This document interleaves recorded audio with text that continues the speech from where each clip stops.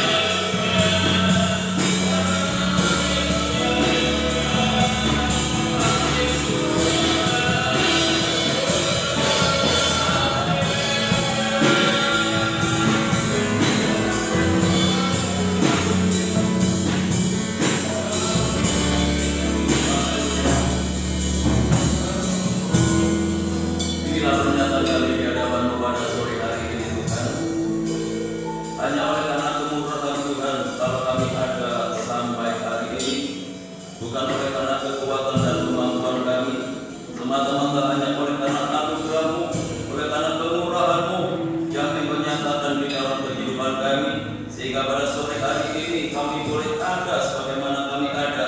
Telah di dalam kesempatan ini kami boleh menghampiri tata kasih karunia-Mu lewat ibadah yang Kau sediakan di dalam kehidupan kami. Kami ingin lebih lagi Tuhan mengenal kepada Engkau lewat ibadah ini, dan kami ingin memberikan yang terbaik apa yang ada di dalam kehidupan kami. Karena Engkau adalah Allah yang layak kami tinggikan, Allah yang layak kami agungkan dan kami muliakan. Roh-Mu yang kudus boleh menguasai hati kami, menguasai pikiran kami, sehingga kehadiran kami saat ini tidak hanya lahiriah kami, tetapi hati dan pikiran kami hanya ingin berjumpa dengan Tuhan, hanya ingin bersekutu dengan Tuhan, hanya ingin memberi yang terbaik bagi kemuliaan Tuhan. Kau hadir di tengah-tengah kami, Kau melawat setiap kehidupan kami. Berkat-Mu boleh kami nikmati malam hari ini yang Engkau sediakan di dalam kehidupan kami. Terima kasih Tuhan, kami menyerahkan hamba-hamba-Mu yang saat ini sudah mempersiapkan diri untuk melayani pekerjaan-Mu yang mulia ini.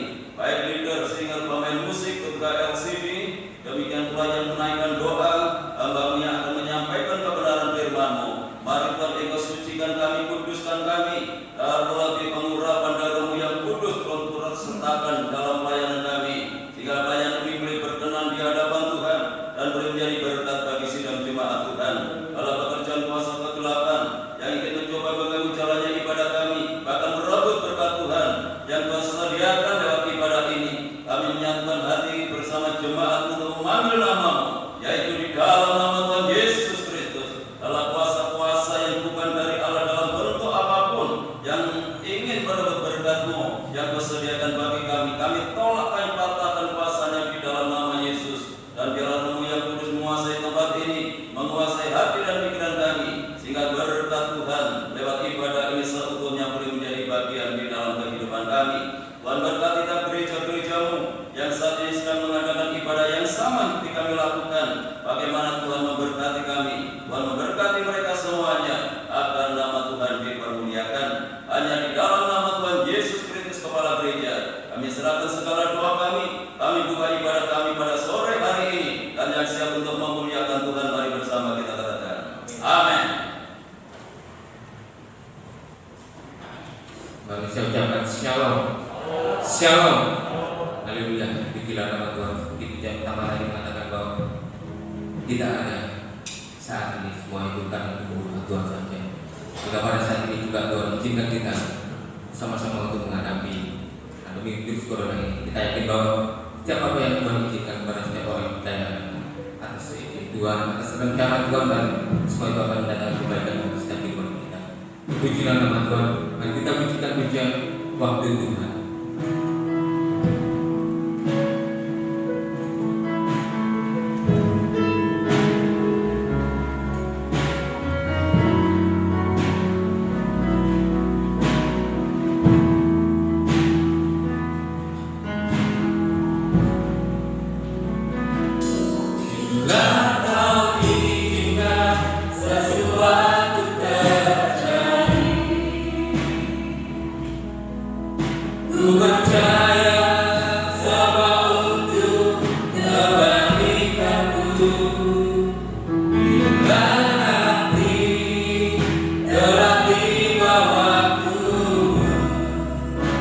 Percaya kuasa memulihkan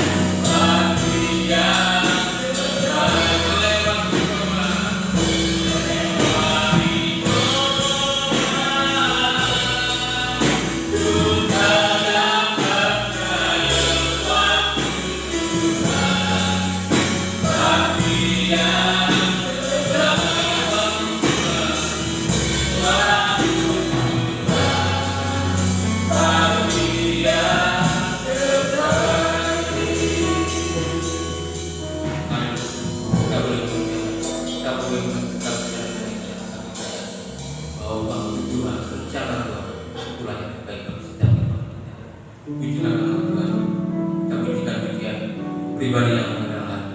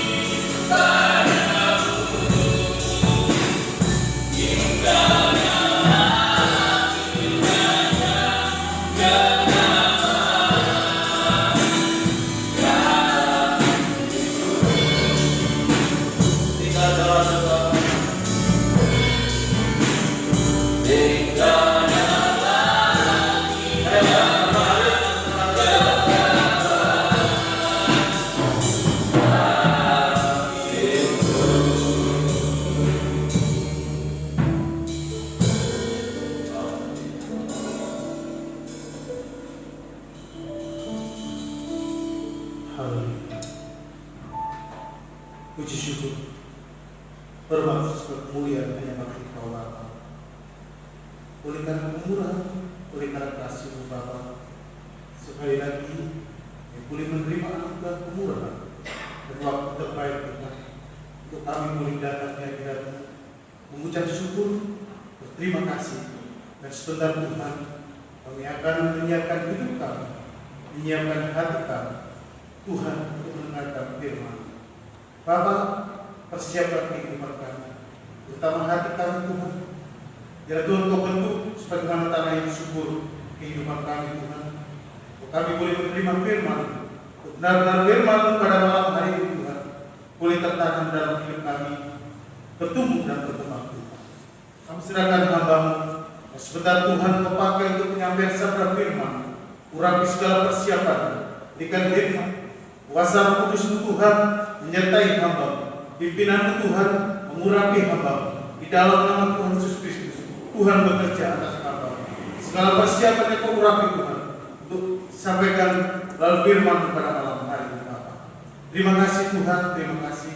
Kalau ada sekali lagi Tuhan, kuasa-kuasa yang tidak berkenan di hadirat-Mu, yang ingin mencuri berkat kami, roh-roh yang kurang konsentrasi Tuhan di dalam pendengaran firman, roh keras hati, Tuhan kami memanggil nama-Mu, kami menyatukan hati kami di dalam nama Tuhan Yesus Kristus. Kami pergi keluar dari tempat ini, dan biar kuasa Kudus Tuhan menguasai hati kami, menguasai ruangan ini Tuhan. Biar Tuhan suasana surgawi boleh ada di tempat ini, di dalam penyampaian firman. Berfirmanlah Tuhan, dan kami siap untuk mendengarkan. Di dalam nama Tuhan Yesus Kristus kami naikkan seluruh doa kami. Haleluya. Amin. Silakan duduk kembali.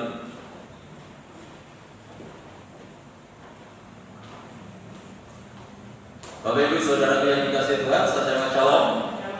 Salam sejahtera di dalam kasih Tuhan kita Yesus Kristus. Hanya oleh anugerah dan kemurahan Tuhan pada malam hari ini kita dipertemukan kembali lewat ibadah PA yang disediakan di dalam kehidupan kita. Untuk itu mari kita siapkan hati kita untuk menyambut firman Tuhan. Dan firman Tuhan pada malam hari ini akan disampaikan oleh Bapak Pendeta Muda Joko Suwarno. Untuk itu waktu dan tempat saya sediakan. Sidang jemaat yang kasih Tuhan, salam. Diberkati Tuhan malam hari ini. Puji Tuhan, ya. Puji Tuhan. Mari kita menggunakan waktu yang sangat tidak ini untuk mendengarkan kebenaran firman Tuhan. Firman Tuhan pada malam hari ini saya berikan tema menjadi kuat di dalam 2 Timotius 2 ayat 1. Ya. 2 Timotius 2 ayat 1 demikian firman Tuhan. Sebab itu, hai anakku, jadilah kuat oleh kasih karunia dalam Kristus Yesus. Amin. Ya, firman Tuhan yang tidak panjang tapi jelas dan tegas, mengandung suatu arti yang memberikan tekanan di dalam bahasanya, yaitu diawali dengan sebab itu. Ini merupakan satu tekanan, merupakan satu keharusan, walaupun tidak ditekankan secara lebih kuat, tetapi dengan bahasa sebab itu, hai anakku jadilah kuat. Jadi kita memang dianjurkan secara keimanan kita, bukan kuat secara fisik sebagai anak-anak Allah, bukan kuat secara fisik sebagai manusia atau daging, tetapi yang dimaksud jadilah kuat di dalam keimanan. Jadilah kuat oleh kasih karunia dalam Kristus Yesus. Nah, yang harus kita bahas adalah menjadi kuat oleh kasih karunia dalam Kristus Yesus. Nah, apa itu kasih karunia dalam Kristus Yesus itu? Semua mungkin sudah paham dan sudah mengetahui bahwa kasih karunia dalam Kristus Yesus itu adalah anugerah keselamatan kekal yang diberikan hanya satu-satunya oleh Tuhan Yesus Kristus. Dan anugerah keselamatan itu tidak bisa diberikan oleh siapapun di bumi ini. Malaikat pun juga tidak mampu. Hanya satu pribadi yang sanggup dan mampu memberikan anugerah keselamatan kekal. Itu sebabnya dikatakan jadilah kuat oleh kasih karunia dalam Kristus Yesus. Ini memberikan satu tekanan bahwa untuk mempertahankan anugerah keselamatan kekal yang sudah diberikan oleh Tuhan kita Yesus Kristus, maka kita harus menjadi orang yang kuat di dalam iman kita, yaitu kuat di dalam mempertahankan kasih anugerah keselamatan itu sampai Tuhan Yesus datang yang kedua kalinya. Anugerah keselamatan, kasih karunia itu adalah pemberian dari Sang Maha Kuasa, dan pemberian ini diberikan secara cuma-cuma oleh Tuhan Yesus. Tetapi secara cuma-cuma ini bukan sekedar pemberian yang ini kamu beri atau ini loh aku beri, tidak begitu. Tetapi anugerah keselamatan yang diberikan Tuhan Yesus ini benar-benar didasari dan dilandasi oleh cinta kasih yang besar, cinta kasih yang kuat dari Tuhan Yesus diberikan kepada manusia. Dan nanti kita akan tahu apakah betul anugerah keselamatan ini diberikan yang dilandasi oleh cinta kasih. Dan kita semua sudah mengerti dan pahami bahwa anugerah keselamatan ini bukan satu hadiah atau bukan sesuatu hasil usaha yang dikerjakan oleh kekuatan manusia, bukan. Jadi ini murni pemberian, yaitu karunia. Karunia ini anugerah, pemberian dari Yang Maha Kuasa, dari Tuhan kita Yesus Kristus. Jadi ini bukan sesuatu hasil upah dan sebagainya, bukan.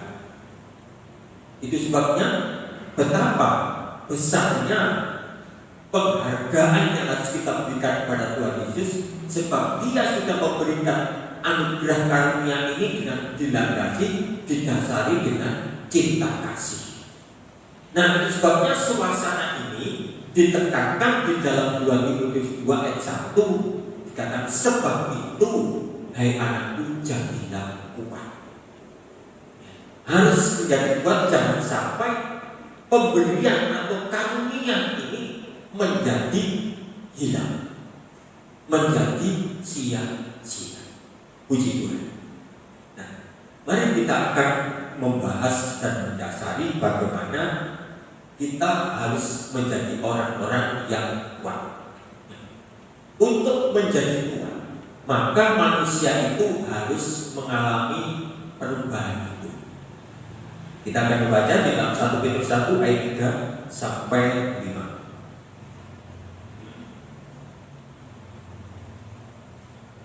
Demikian firman Tuhan.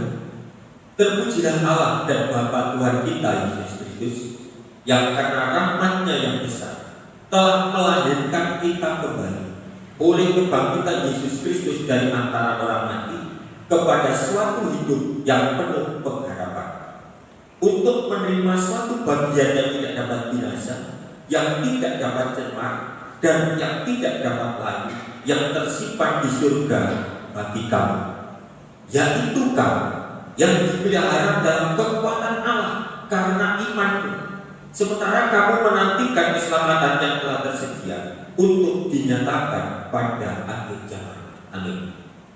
Sidang Jumat yang dikasihi Tuhan, kenapa kita harus menjadi kuat di dalam keimanan kita? Sebab pengharapan kita untuk mendapatkan janji Tuhan yang dikatakan tadi, sesuatu yang tidak dapat binasa, yang tidak dapat cemar, yang tidak dapat layu, yang tersimpan di surga bagi kamu, itu nanti akan diberikan kepada kita. Dikatakan di dalam ayat 5, yaitu kamu, saya dan saudara akan menerimanya itu pada akhir zaman. Pada akhir zaman. Nah, kapan akhir zaman itu? Akhir dari segala akhir zaman tidak ada yang tahu. Tetapi saat ini semenjak Tuhan Yesus datang, itu di dalam Alkitab sudah disebut sebagai zaman akhir zaman. Tetapi akhir dari segala akhir zaman Itu nanti menunggu kedatangan Tuhan Yesus yang kedua kalinya. Nah, itu sebabnya maka kita harus menjadi kuat. Jangan sampai pada akhir zaman nanti kita menjadi orang-orang yang tidak akan menerima pengharapan nanti. Nah, untuk itu supaya kita benar-benar menjadi orang-orang yang benar-benar mendapatkan hadiah atau memperoleh suatu pengharapan kekal itu, maka kita harus dilahirkan kembali. Harus ada satu perubahan hidup. Dilahirkan kembali bukan sesuatu yang secara jasmani, tapi dilahirkan oleh kebangkitan Yesus Kristus dari antara orang mati. Nah, dilahirkan kembali oleh kebangkitan Kristus dari antara orang mati itu, bagaimana penjelasan? Bagaimana orang-orang yang dilahirkan kembali oleh kebangkitan Kristus itu? Nah, kita tahu kematian Kristus itu terhadap apa?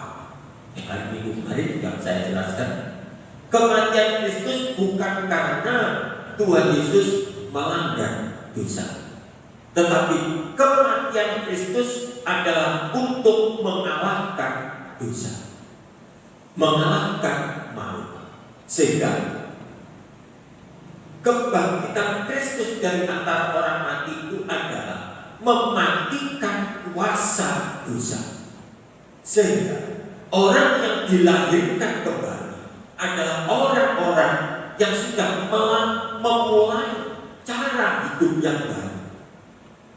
Jadi tidak hanya new normal seperti saat ini, tetapi orang yang nanti akan menerima janji-janji Tuhan pada akhir zaman itu adalah orang-orang yang dilahirkan kembali, orang-orang yang sudah mulai merubah menjadi hidup baru untuk mematikan kuasa dosa. Itulah orang yang dilahirkan kembali.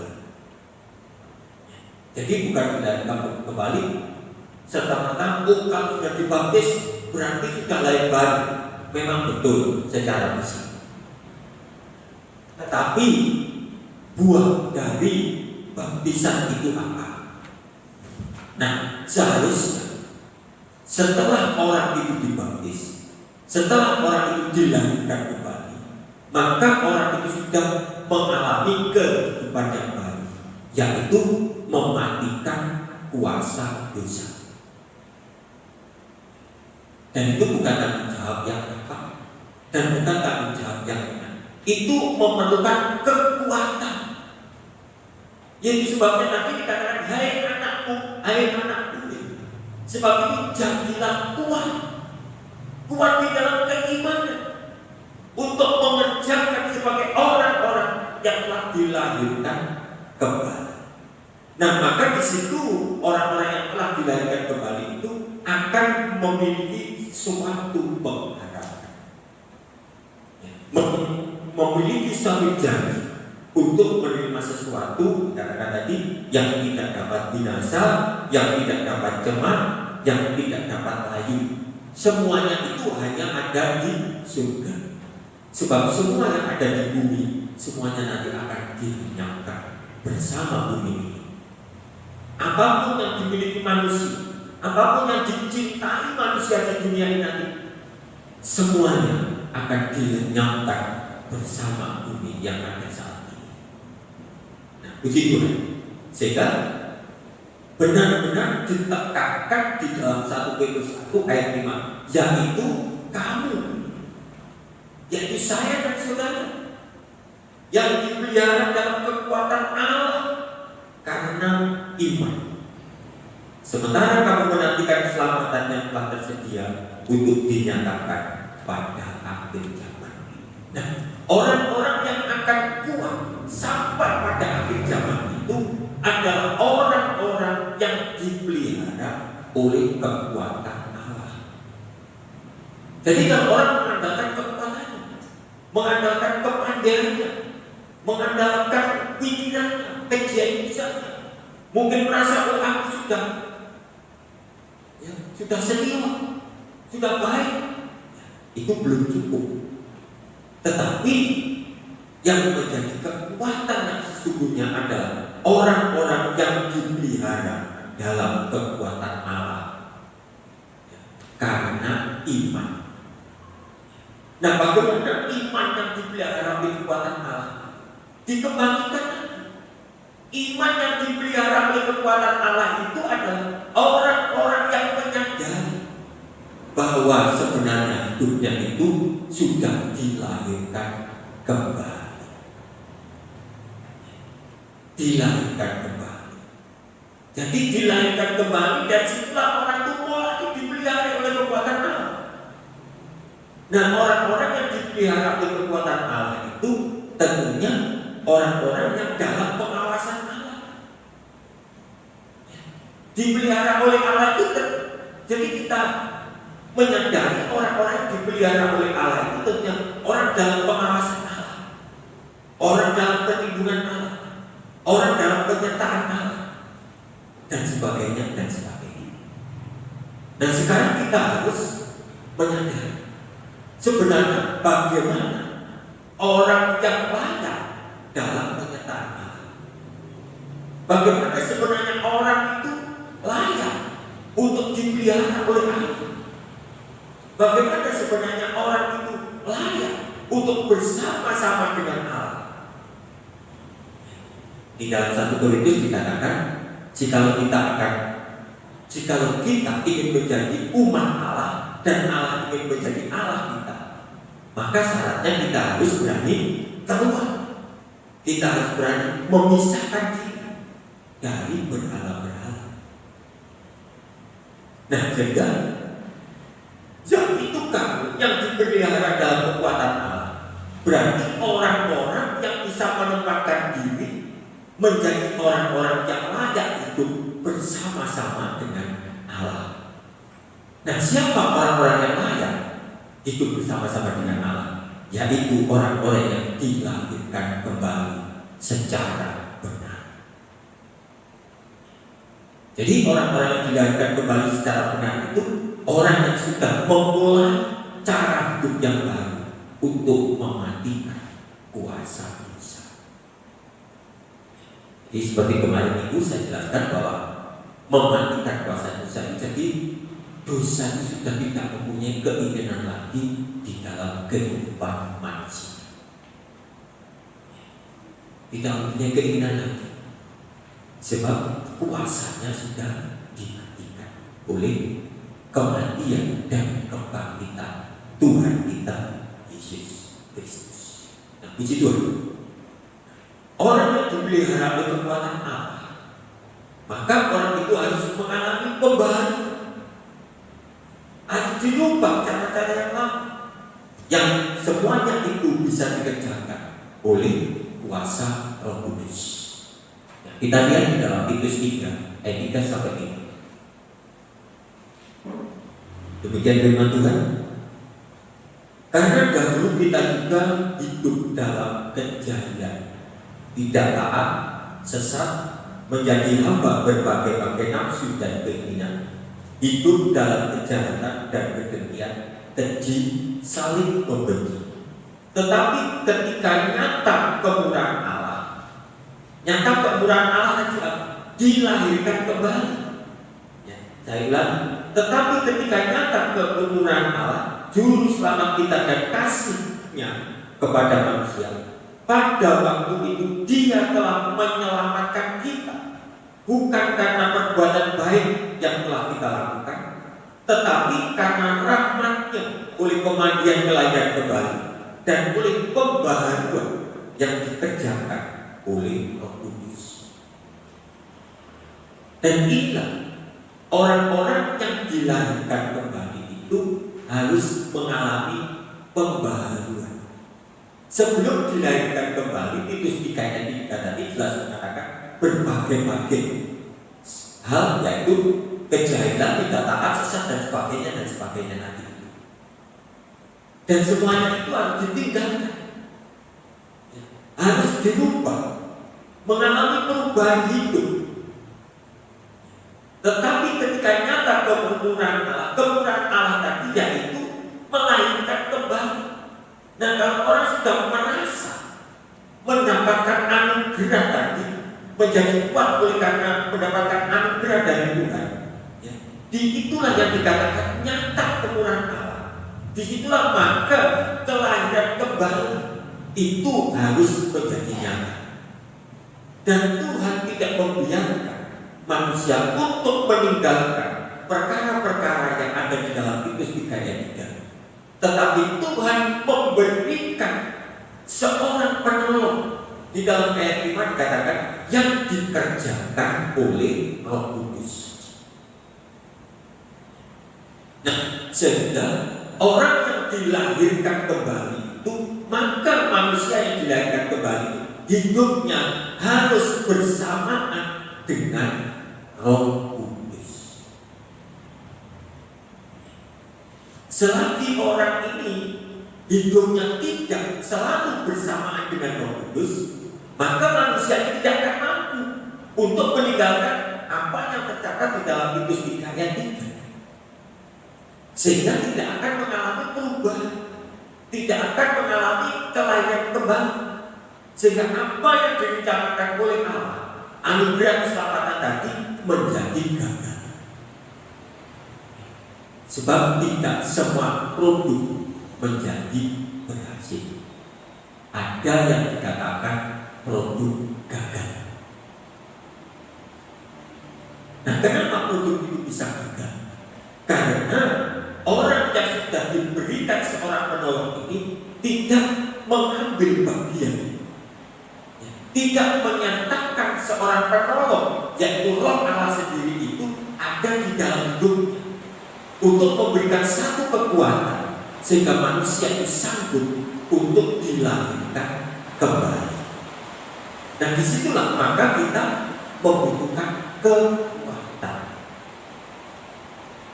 sehingga kita nanti akan menjadi orang yang kuat di dalam iman. Sebab di dalam mengerjakan kelahiran baru, kelahiran kembali ini, tanpa kekuatan iman gak bisa, gak mampu. Karena untuk mematikan kuasa dosa ini gak mudah, gak mudah. Membutuhkan satu pertarungan, membutuhkan satu cara. Dan di sini firman Tuhan memberikan contoh, memberikan cara. Bagaimana? Ya, kita lihat di dalam 2 Timotius 2 ayat 3 sampai 4. Ini contoh orang-orang yang ingin menjadi kuat di dalam iman. 2 Timotius 2 ayat 3 sampai 4, demikian firman Tuhan. Ikutlah menderita sebagai seorang prajurit yang baik dari Kristus Yesus. Seorang prajurit yang sedang berjuang, tidak memusingkan dirinya dengan soal-soal penghidupan, supaya dengan demikian ia berkenan kepada komandan. Yang pertama, harus mengikutkan kehidupan ini sebagai seorang prajurit yang baik. Tidak hanya seorang prajurit, tetapi firman Tuhan mencatat seorang prajurit yang baik. Nah, seorang prajurit yang baik itu, di saat dia berjuang, di saat dia ingin mematikan kuasa dosa, dia tidak memusingkan dirinya dengan soal-soal penghidupan. Ini dalam arti seorang yang sedang berjuang, prajurit yang sedang berjuang, orang yang sedang berjuang di dalam keimanan, yang menjadi prioritas utama adalah pengharapan kekal. Itu yang harus diprioritaskan, bukan kenyamanan dan kenikmatan yang ada di dalam diri. Bukan kenyamanan dan kenikmatan yang ada di dunia ini, tetapi prioritasnya adalah pengharapan kehidupan kekal.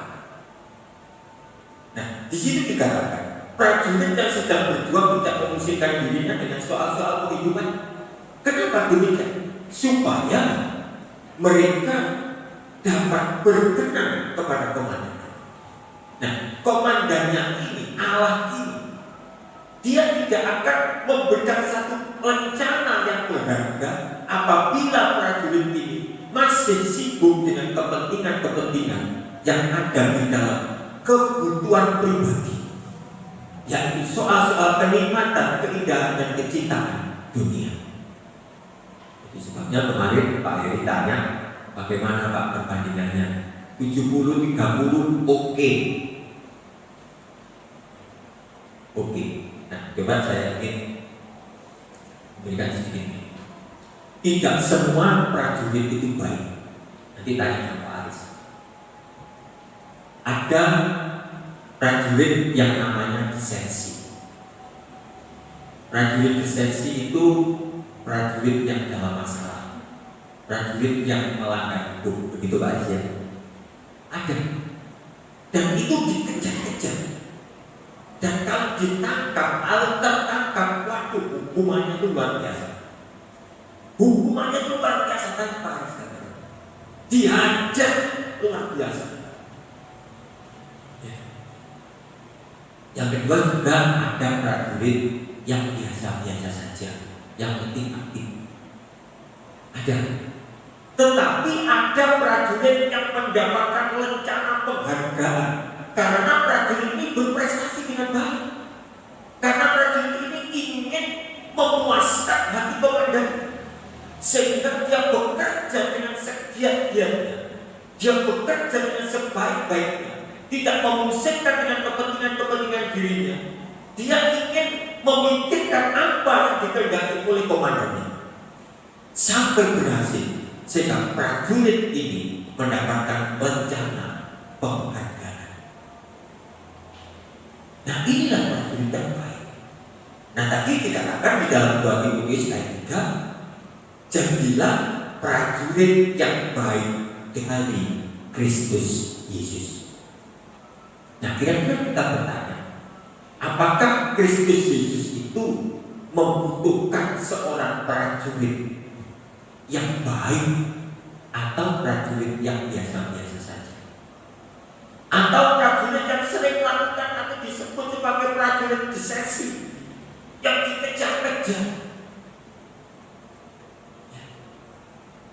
Prajurit-prajuritnya Kristus Yesus itu tentunya harus memiliki kriteria sebagai seorang prajurit yang berprestasi dengan baik, yaitu prajurit-prajurit yang telah dilahirkan kembali dan hidup bersama Roh Kudus.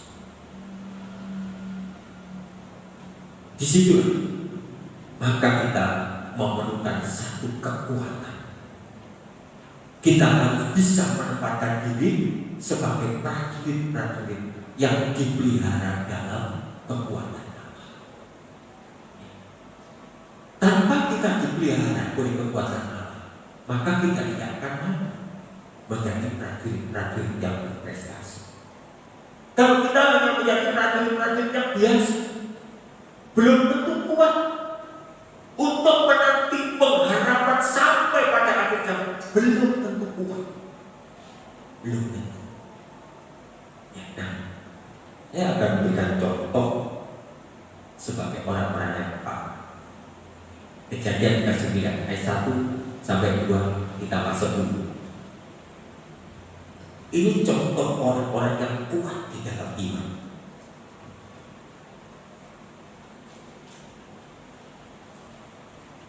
Kejadian 9 ayat 1 dan 2, loncat 10, kemudian firman Tuhan. Adapun Yusuf telah dibawa ke Mesir, dan Potifar seorang Mesir, pegawai istana Firaun, kepala pegawai raja, membeli dia dari tangan orang Ismail yang telah membawa dia ke situ. 2. Tetapi Tuhan menyertai Yusuf, itu garis bawah.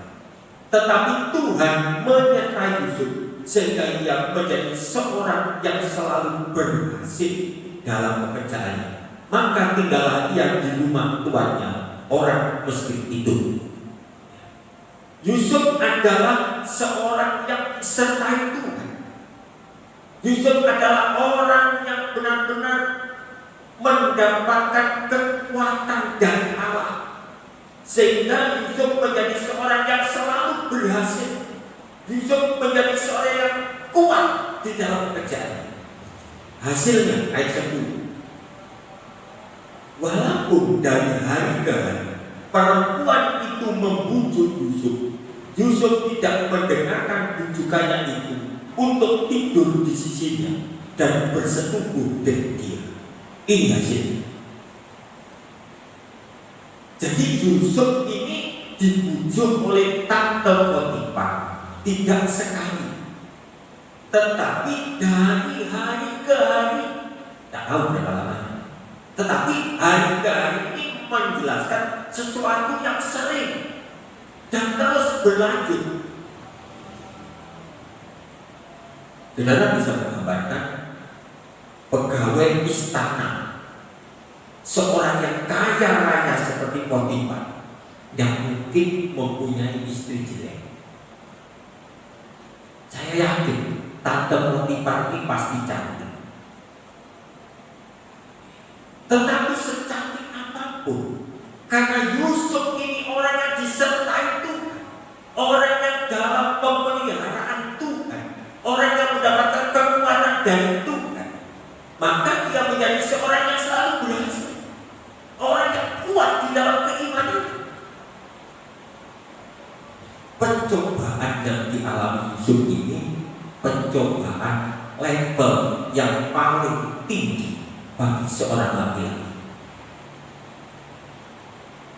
Kalau seorang laki-laki dibujuk, dikasih mobil, mungkin masih kuat untuk melakukan dosa. Enggak, nanti jangan dosa. Dikasih rumah, mungkin masih gak kuat. Dikasih jabatan, mungkin masih gak kuat supaya melakukan dosa. Tetapi kalau sudah dari hari ke hari digoda oleh perempuan cantik, tidak ada laki-laki yang kuat kecuali Yusuf. Dari hari ke hari. Nah, rahasianya karena Yusuf orang yang disertai Tuhan. Yusuf adalah orang-orang dalam pemeliharaan Tuhan. Nah, sebenarnya tidak hanya Yusuf. Selagi kita mau menjadi orang-orang yang menyadari posisi kita sebagai orang-orang yang dilahirkan kembali, maka disitulah kita menjadi orang-orang yang disertai Tuhan, menjadi orang-orang yang dipelihara dalam kekuatan Tuhan. Hanya kadang-kadang itu kita lupa kalau kita ini sebenarnya diberi fasilitas untuk dijadikan orang yang kuat, untuk dijadikan orang yang di dalam pengawasannya Tuhan. Seringkali kita lupa. Kenapa lupa? Karena terlalu sibuk. Kenapa? Selalu memikirkan persoalannya sendiri. Tetapi prajurit Kristus tadi mengatakan, ia tidak memusingkan dengan persoalan-persoalan dirinya sendiri. Untuk menjadi berkenan di hadapan komandannya, harus memikirkan pikiran komandan. Nah, begitu juga kalau kita ingin menjadi orang-orang kuat, kalau kita ingin menjadi seorang yang telah dilahirkan kembali secara sukses, maka kita harus memikirkan apa yang dipikirkan oleh komandan kita, Tuhan Yesus Kristus. Apa yang dipikirkan oleh Tuhan kita Yesus Kristus? Saat ini Tuhan ada di surga bekerja menyediakan tempat bagi kita. Jadi apa yang dipikirkan Tuhan? Yaitu Dia nanti akan datang kedua kali untuk menjemput umatnya dan dibawa ke surga. Nah, untuk menjadi orang yang layak dan berkenan dijemput oleh Tuhan Yesus, maka kita harus harus menjadi orang yang kuat di dalam iman, harus menjadi orang yang sukses untuk menjadi orang yang dilahirkan kembali oleh kuasa Roh Kudus. Tetapi kalau kita menjadi produk yang gagal, maka kita tidak akan dijemput oleh Tuhan. Nah, itu sebabnya sudah dibaca dikasih Tuhan. Betapa penting kita memacu keimanan kita sampai menjadi kuat di dalam keimanan kita. Sehingga apa yang dipikirkan Tuhan, apa yang dikehendaki Tuhan, kita selalu tahu, kita selalu merespon, dan kita tidak memikirkan apa yang menjadi masalah kita. Tetapi mari kita menjadi prajurit-prajurit Kristus yang selalu memikirkan apa yang dikehendaki oleh komandan kita, supaya pada saat Tuhan Yesus datang, maka kita menjadi prajurit-prajurit yang berkenan di hadapan. Inilah sedang jemaat dikasih Tuhan. Dalam firman Tuhan ini memacu kehidupan iman kita untuk kita menjadi orang-orang yang kuat dan tidak menjadi produk-produk yang gagal. Amin. Tuhan Yesus memberkati. Mari kita pujikan, kami berkumpul untuk memuji.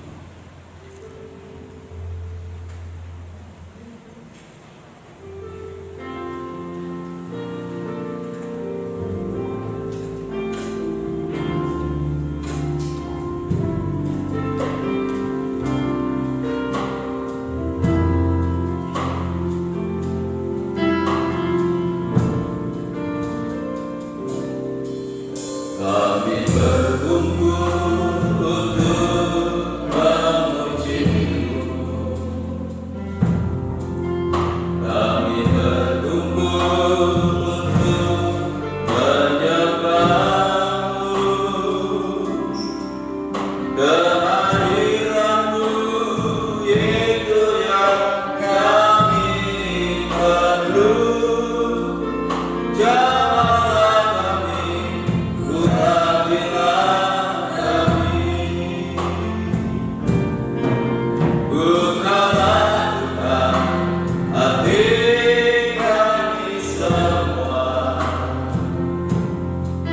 Untuk mengerti seluruh sabda-Mu,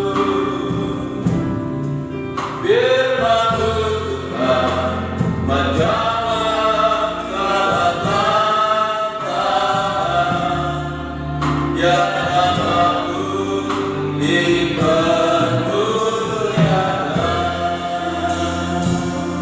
Haleluya. Kami berkumpul untuk memuji-Mu. Kami berkumpul untuk memuji-Mu.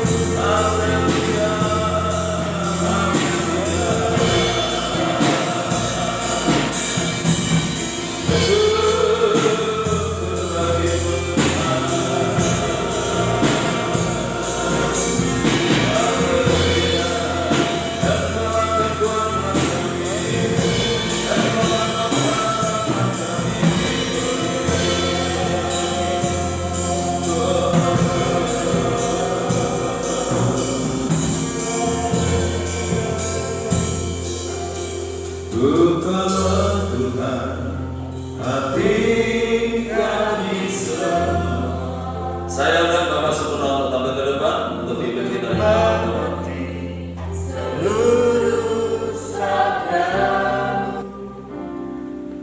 Firman-Mu Tuhan menjawab segala tantangan.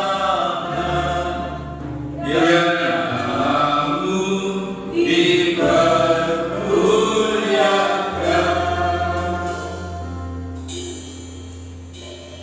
Bapa kami yang bertahta di dalam kerajaan surga, Tuhan kami Yesus Kristus Allah sembahan kami, hanya oleh karena kasih kemurahan-Mu Tuhan, pada saat ini kami boleh ada di tengah-tengah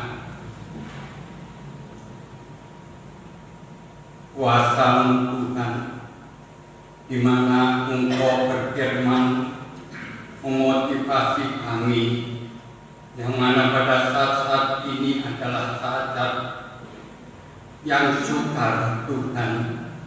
Oleh sebab itu Tuhan, kami sangat menghargai atas pengorbanan-Mu Tuhan. Engkau merencanakan kami supaya kami tidak akan pernah binasa, tetapi Engkau mengembalikan rancangan-Mu yang semula, yaitu kehidupan yang kekal. Untuk itu Tuhan, kalau Engkau sudah mati di atas kayu salib untuk menebus kami sebagai orang-orang yang berdosa, berikan kami kekuatan Tuhan, agar kami bisa mematikan di dalam jasmani kami Tuhan, keinginan-keinginan kami, tetapi kami rindu untuk mengikuti jejak-Mu Tuhan Yesus.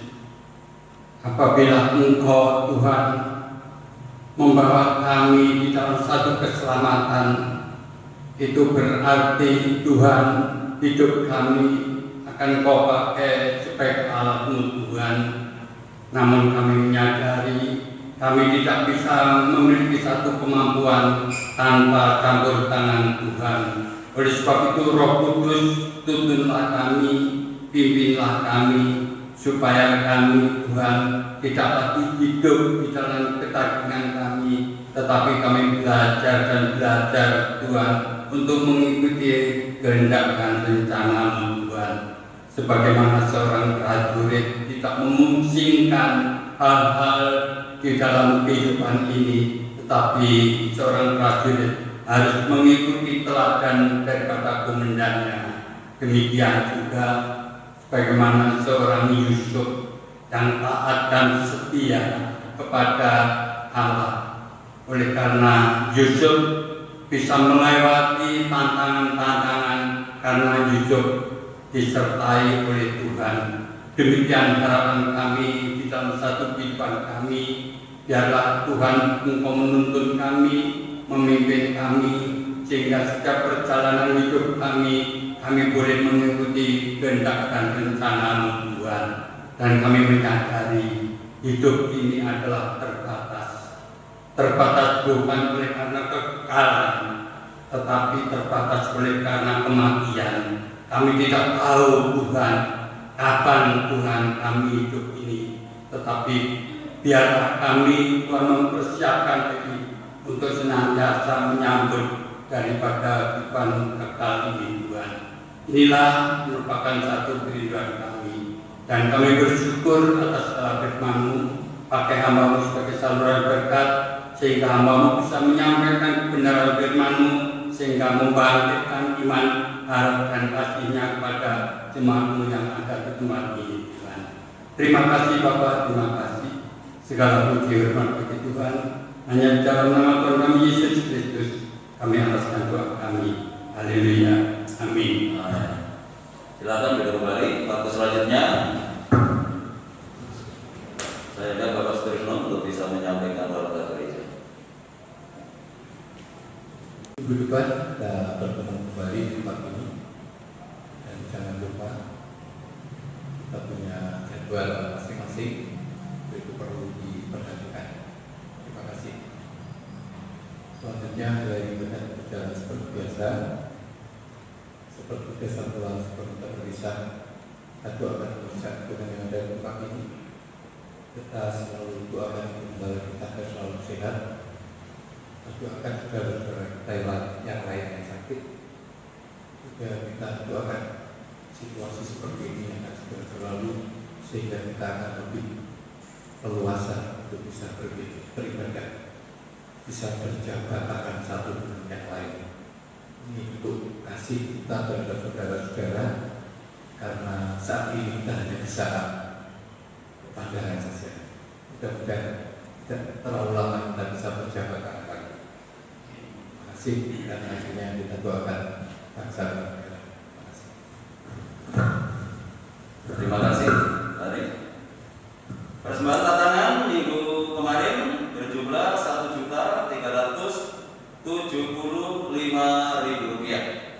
Terima kasih untuk persembahannya. Tuhan Yesus memberkati. Tidak ada pemohon yang lain. Saya cuma begitu diri. Mari kita akhiri pada kita malam hari ini dengan pujian Tuhan dan sebab anugerah.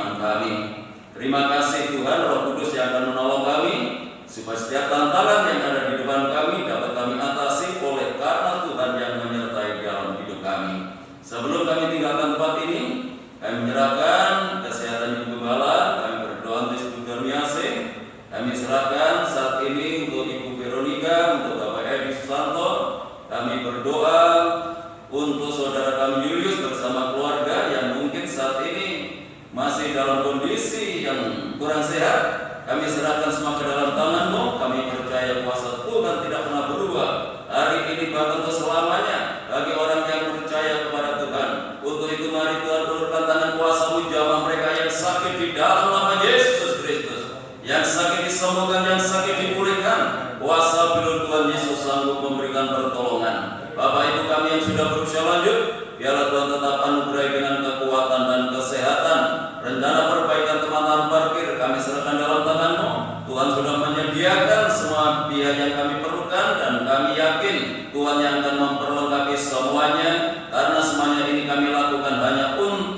kemuliaan Tuhan. Hamba-Hamba-Mu yang melayani pekerjaan malam hari ini, Tuhan memberkati mereka semuanya, bahkan semakin memperindah pelayanannya di hari-hari yang akan datang. Tuhan berkati lingkungan kami, kota kami, bangsa dan negara kami. Tuhan berikan ketenangan, kedamaian dan kesejahteraan. Bapak Presiden bersama wakil dan jajarannya, demikian pula pemerintah yang ada di daerah. Tuhan memberikan hikmat, Tuhan berikan tuntunan, Tuhan memberikan kemampuan untuk membawa bangsa ini ke arah yang lebih baik lagi. Kami serahkan untuk para medis, kami berdoa untuk TNI Polri, para sukarelawan yang menangani langsung orang-orang yang terdampak COVID-19 ini. Biarlah Tuhan campur tangan dalam proses pemulihan, sehingga semakin banyak orang yang disembuhkan dan tidak ada lagi penularan di tengah-tengah bangsa dan negara kami. Kami berdoa untuk setiap masyarakat dalam melaksanakan setiap aktivitasnya, supaya memperhatikan protokol kesehatan, sehingga boleh menyelamatkan dirinya, keluarganya, bahkan orang lain.